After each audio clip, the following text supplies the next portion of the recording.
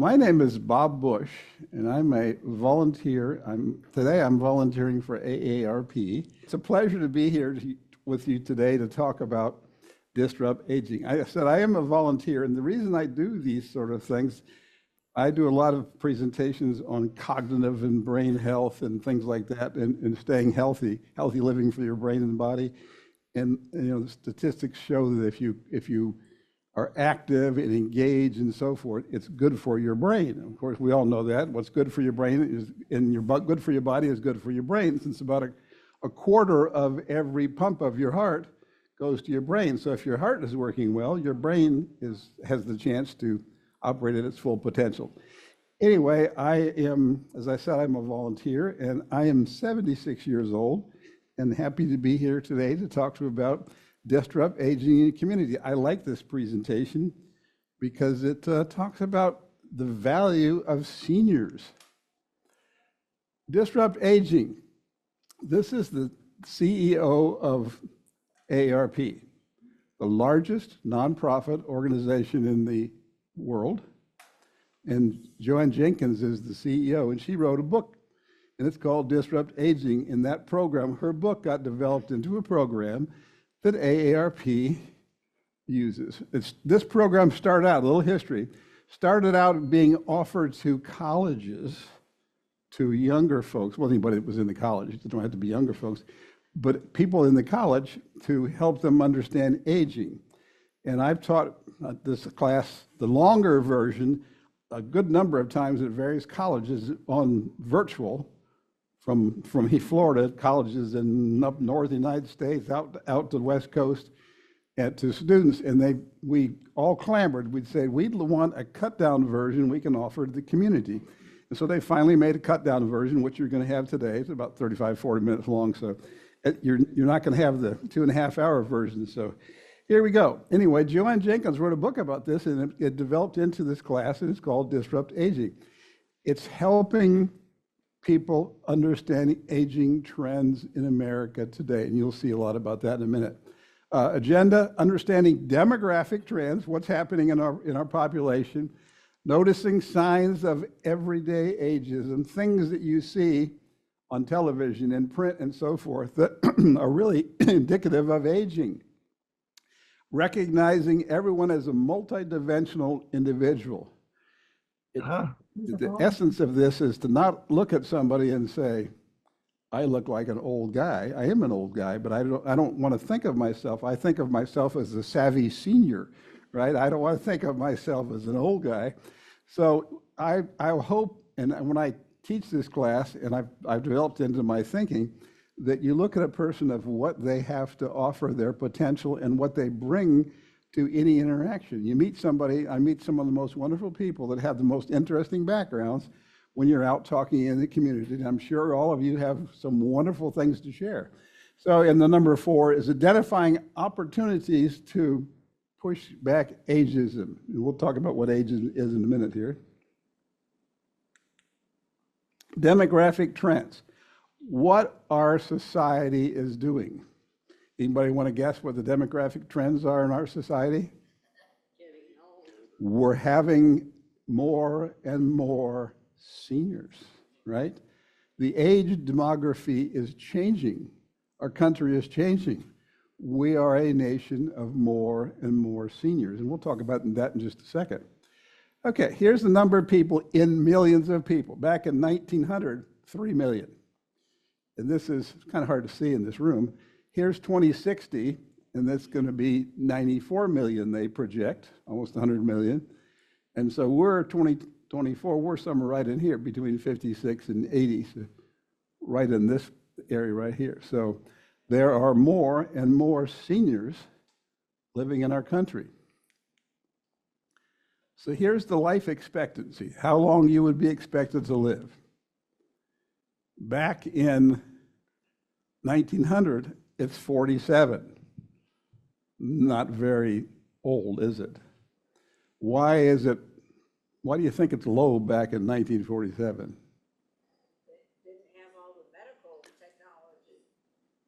They didn't have all the medical technology, diet, awareness of health issues, excuse me, all those things decreased your life expectancy, just the medical care. My grandparents didn't, I thought they were old when I was younger, and they're a lot younger than I am right now when they passed away, and it's just a matter of thinking. Here is 1960, now it's up to 70. 2020, we're somewhere right in here, it's up to 80 life expectancy. So it's really gone up. That's a blessing in some ways for people that are still, having a happy, healthy life. But think about the medical costs that's brought on in our country. So, we have to have a medical system that supports that. And we look at 2060, it's going to go up to 86, 86 for your life expectancy. So people are living longer. There are more people living longer, and we are an aging population. Here's a map, and I'm going to point out a couple of things. The dark color means higher percentage of seniors, right? This dark blue. There's some light blue here. It's kind of hard to see in here, but this is kind of a gray, but there's light blue and dark blue. That's the percentage of seniors. Now, the size of the dot is numbers. The bigger the dot, the more raw numbers. The darker the color, the more percentage in your state, this by state. And does it surprise anybody, and this is in 2010, does it surprise anybody that Florida has the dark color, right? No, does that, I've lived in Florida since 1996. My wife has been here all of her life, but that's not surprising. Now, this is 2010, okay? This is 14 years ago. Let's go up here to 2025. That's the percentage. The dark blue is higher percentage of seniors. And it says it's 17 to 24, that dark blue color. Okay, so a quarter of the people are seniors. Now, so why is Utah white? Anybody know? Why Utah has hardly any seniors? They moved to Florida. Of course, you're right. They all moved to Florida, didn't they? Because they don't live in Utah anymore. It's a beautiful state. I love Utah. But they all moved to Florida. And Alaska, of course, it might be a little cold for seniors in Alaska. But so look at Florida now. Really dark in a big red circle. So we got higher percentage and higher raw numbers, don't we? Okay, what are some of the other big states? I don't know why Texas isn't a little bit darker, because a lot of people are moving to Texas. It's one of the states that they say that people who live in California and up north are moving down to Texas and Florida and Arizona, places that are warm and have no income tax. Huh? Okay, so that's 2025. Well, that's only a year off, isn't it? So you can see what's happening to the number of seniors in our country. Bigger and bigger and bigger, both percentage-wise in the state and raw numbers-wise, the size of the dot, huh? What are the biggest ones? Well, our dot's bigger than New York and Illinois. Those are the big states. And then California is right up there with us, isn't it? So they have a lot of, by numbers, a lot of seniors too. But it's a big populous state. Anyway, California is. Live in California, good part of my life, beautiful state. How much do 50-plus people spend? Us. All of us, I think, I'll say everybody in this room, I won't talk about Susan, but everybody else looks like there might be 50 plus. She's probably a younger, 50 plus. We spend $8.3 trillion. What's our national debt now? About 35, 36. It keeps getting bigger. $8.3 billion. These are what the seniors spend. That's 40% of all things made and produced and so forth in America, GDP. Okay, in 2050, look, it's going to go from 8.3 to 26. That's because all of us, the big part of the population is going to be seniors, isn't it? So what we're doing now is talking about where our country is going as far as our population is. People, 50 plus, spend $7.6 billion. That is 56 cents out of every dollar. So more than half of every dollar spent in America is spent by a person 50 plus, right? 56% spent by seniors. And by 2050, it's going to be from 56% to 61%. So seniors have a lot of power with money, and we got a lot of power with voting, right? I hope you're all going to vote in an election. I don't care who you vote for. I'm not talking about politics, but vote, exercise your rights in America and vote. Okay, people 50 plus contributed. This is unpaid activities. What are unpaid activities? Volunteering. I'm a volunteer. I'm a highly paid volunteer. I get nothing, right? So, it's volunteering. Here, you can see the pie. What do you think? That's maybe a quarter? I don't know, something like that. Look at the caregiving here. Look at how big that is. How important that is, right? How important it is for us to support caregiving. Two initiatives that AARP, as an organization, are promoting this year into the election are Social Security and support for caregivers, financial support, financial help, extra assistance, tax breaks, being able to pay a family member as a paid healthcare provider. Lots of things and lots of activity in Congress going on right now about healthcare. There are several important bills taking place in Congress this next session when they start again, when they're probably back now, aren't they? Regarding caregiving, it's going to be a big deal. People 50 plus made $97 billion in charitable contributions. So, us as seniors are both giving and caregiving and taking care of loved ones, but as far as giving to your church and various charities, all the different charities you can think of, we are the biggest contributor to those folks, generally. $97 billion, that's a lot of money. Second objective, understanding and identify everyday ageism. I'm going to tell you what that word is. When I first saw this time and I first got ready to teach it, it fooled me, and I'll leave it up. Ageism, the process of systematic stereotyping or discrimination against people because of their age. Ageism, discrimination against people because of their age. It's kind of one of those isms like sexism, racism, and so forth, right? Xenophobism, all those different isms. What do you not see on this slide? There's something missing. Look at it again. Ageism, systematic stereotyping because of age. What's missing on there? Anybody? Does it say old people or young people? So ageism is something we don't want, and generally anything is an ism you don't like, because there's some bad isms, aren't there? Racism, sexism, xenophobism, all those sorts of things. Discrimination against seniors is bad, but discrimination against young people is equally bad. So this is a generic, this thing that kind of got my attention when I first got ready to do this presentation. It's not just seniors that we're looking against, if you will. It's also young people often.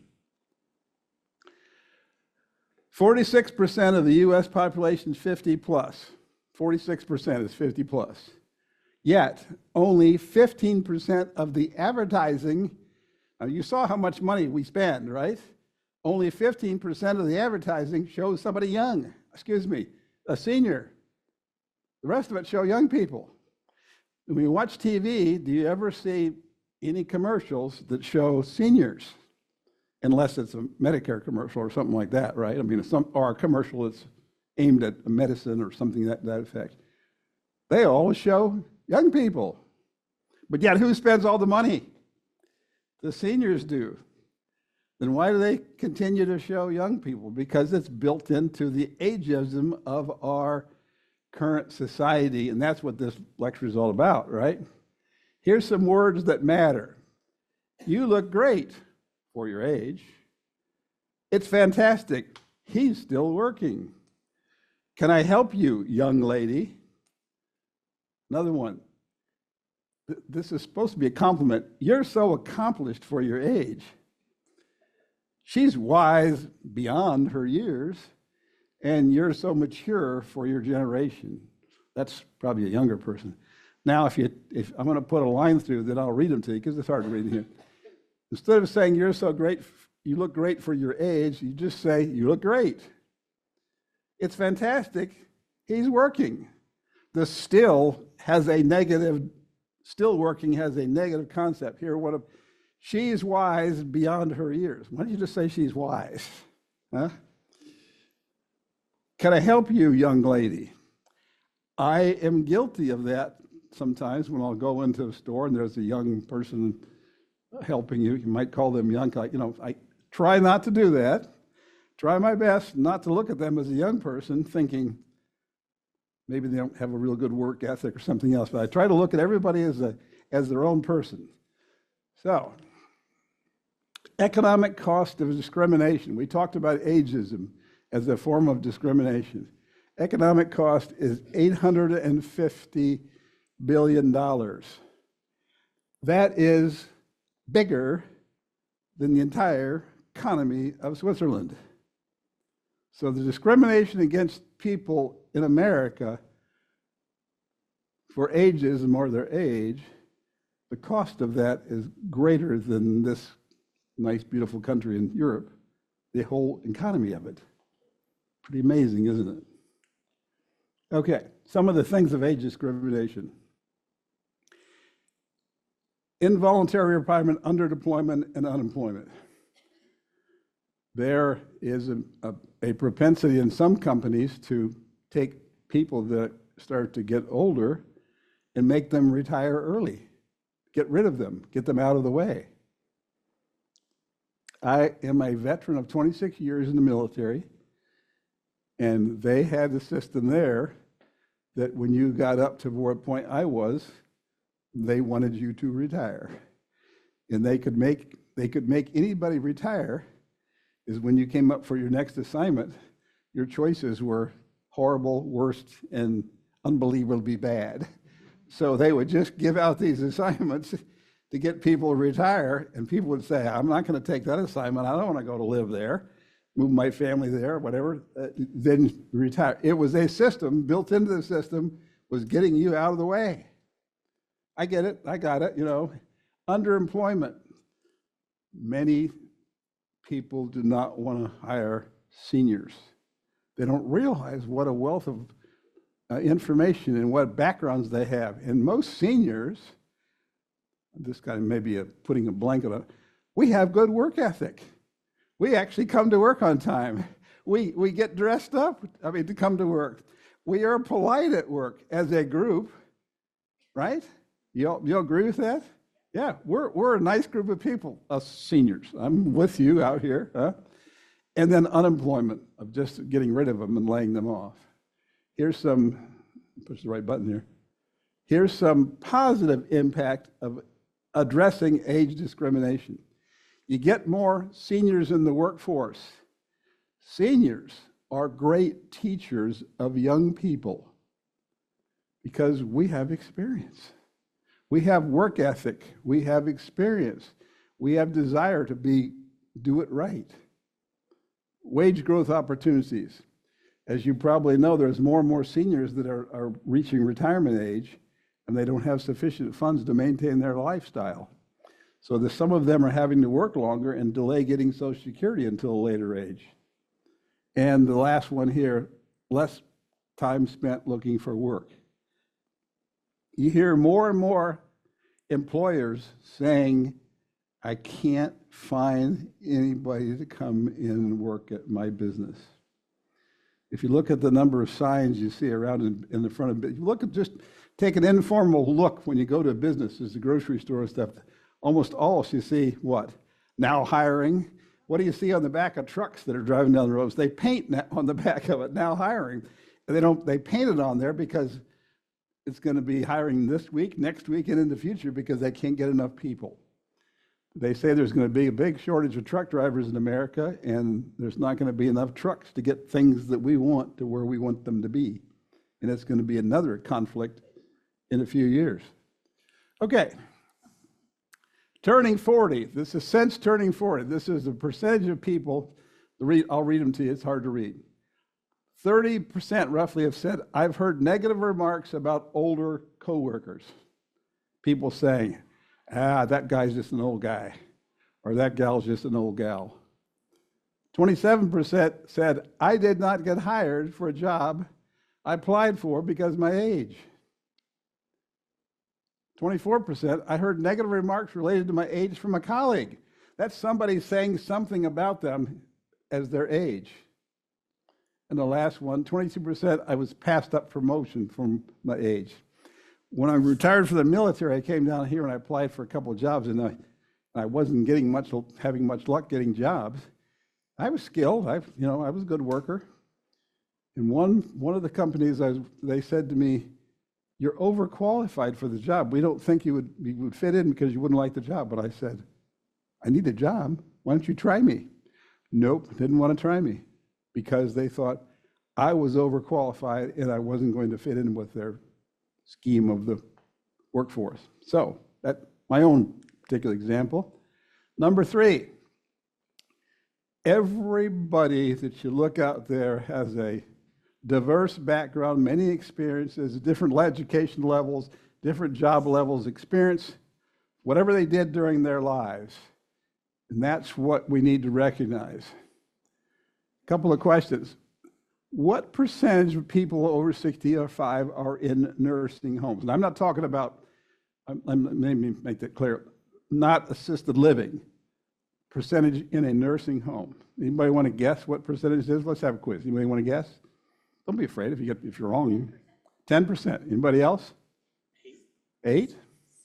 6? 0? Okay. Anybody else? Sorry. 2. You win a prize. 2%. It's a small number, isn't it? Well, it is when you see all the aging populations we got. That's kind of a shocking one to me. What is the average age of a successful startup person? This person starts a business. Do you think it's young or do you think it's old? Well, it's kind of in between, isn't it? The average age of somebody who starts a business and successful is 45. Why do you think that is? Because that growing up and bringing that experience, you're exactly right, bringing that experience to the job is what they need to be successful. Okay. Value of diverse teams. What younger workers value in older people? They've asked younger workers. They can teach me. They have a different perspective than I do, and they're very productive. This is what younger people, this is younger workers, what they think about older workers. They ask them. Here's what older workers value in younger workers. This is an opportunity to teach someone. I love to be a teacher. When I retired from the military, I became a teacher and a college professor. I love teaching. That's why I'm doing this. Opportunity to teach and creativity. You can help them bring out their creativity. Many young people have very strong skills with computers and so forth. You can help bring that into the workforce. Okay, finding intergenerational connections. Intergenerational connections. What does that mean? Intergeneration is among 2 different generations. Do you have people that you know that are young folks that you associate with, grandkids or somebody else, kids? Okay, so that's one of the things that they were pushing as far as recognizing that there is value in everybody is to get the older generations to actually sit down and talk. I'm going to back up because I kind of skipped there. Older generations to sit down and talk to the younger generations and help them to understand that each has their own value. Identify opportunities to combat ageism. Okay, embracing ageism. People with, I like this slide, people with positive perceptions about aging when they're young live an average 7.5 years longer. So they've come out and said that if you feel and think as a younger person and don't put yourself in the stereotype as an older senior, you will live longer. Interesting figure. 80% of people, seniors, feel more comfortable about themselves. 88, excuse me. 80% have a strong sense of purpose. So thinking, pushing down that whole ageism thought and thinking, I want to continue to be young. Obviously, you can't control your body. It happens. What happens to your body happens. But keeping your mind young and sharp and engaged is a great thing. And 67% said their feelings about aging have become more positive by going into a class like this and thinking about it. And lastly, 65% of their life is better than they thought it would be. Okay. What can you do as a member of a community? Think about what we talked about today. They suggest seek out meaningful intergenerational connections and understanding. That's a hard one. I don't know a lot of young people to interact with, but I like talking to young people if they'll sit down and talk with you. That's what I liked about being a college professor. I dealt with most all, in the daytime classes, they were all 20 years old, 20-ish. In the nighttime classes, they were all seniors, well, not seniors, older workforce members because they were going to night school trying to get a degree so they could make their lives better and their families' lives better. It was a great fun for me. Identify challenges against ageist stereotypes. Don't look at somebody and say, that person looks old. That's just an old person. Look at somebody and say, what interest does this person have for me? What can I find out from this person? What experiences would I like to hear from this person? What value did this person have? And the last one, identify opportunities to change the conversation in your circle. Don't think of, I used to say, I'm old. After I started teaching class, now again, I said, I'm a savvy senior. I don't want to think of myself as old. I don't want to put a label on myself as old. I want to think of myself as a person that has, as I said, I'm 76, but I try to think of myself as a person that has something still to add and go out in the community and do what I can to help people think about ageism. I do a lot of fraud classes, and if Susan wants to invite me back, I'll be happy to come back. Teach classes about Medicare and Social Security, and then she has a whole list of things that we offer from AARP. So if you're interested, tell her to invite me back, and I'd love to go down and talk to you. Okay, and that's the end of the show. So do you have any questions? Anybody have a question? Anybody say what they've learned today? I'm a savvy senior. You're a savvy senior. Well, good. I guess I've made a positive impact on at least one person here today, right? It's what I was saying. You want to keep that attitude that I have more to offer, I have more to give, and find something that you like, maybe volunteering at church or doing something if you have time. What you're doing, I appreciate all you're doing, the caregivers and so forth, but find something that you find meaningful in your life and take it up. That may be helping somebody learn to read. I was a mentor for a younger kid, student one time, a lot of mentoring. I did that. I've been a Medicare counselor and lots of different volunteer things because I like helping people and bringing some joy and some understanding and some benefit to people's lives. So anyway, I hope you go out today and think about what we talked about and think of yourself as a savvy senior. That's great. So it's been a pleasure to talk to you today. So thank you very much for your time. Thanks.